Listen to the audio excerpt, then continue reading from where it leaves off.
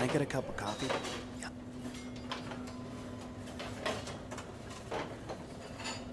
How are you? Thank you.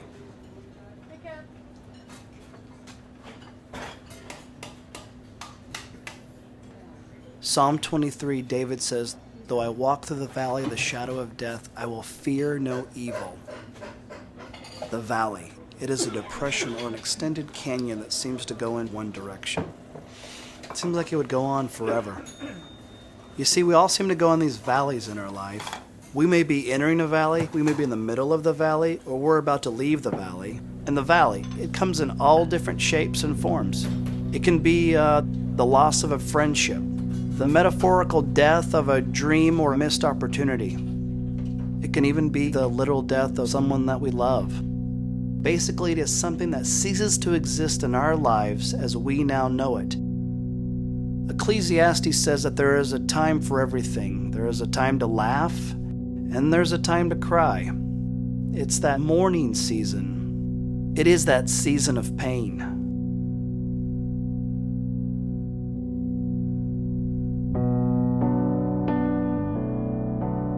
Everyone hurts at some point. We all feel the pain of experiencing the valley of the shadow of death. When we are in the midst of pain, it feels like it goes on forever. There's no relief in sight. I'm not talking about having a bad day or even a big inconvenience. I'm talking about those seasons when the pain hurts in our bones, in our gut, into the very core of who we are. So where do we go when we mourn? Where do we go with those thoughts of pain and those wounds? Jesus said, for those that are mourning, do just that, mourn. But he also gave a promise that there will be comfort. So for those people that are in the valley with no end in sight, they must be comforted.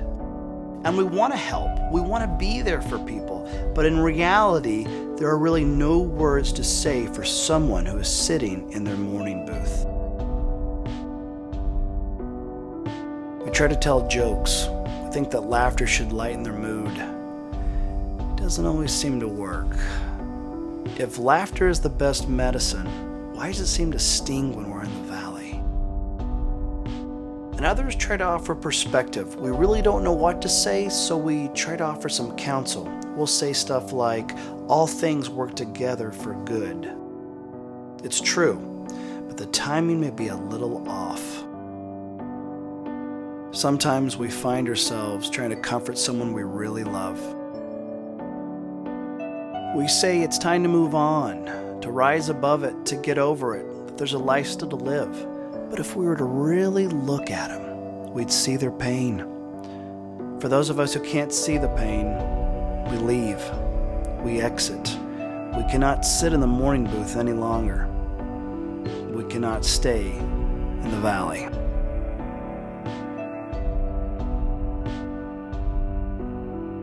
Everyone must take their turn in the mourning booth. However, they shouldn't have to do it alone. Paul calls out the cry for the followers of Jesus, mourn with those who mourn, carry one another's burdens. We must get in close proximity of the person in pain. Never underestimate the power of your presence. When a person is seated in their mourning booth, there is something eternal and gently and quietly taking a seat next to the wounded. St. Francis said, share Jesus with others, and if you have to, use words.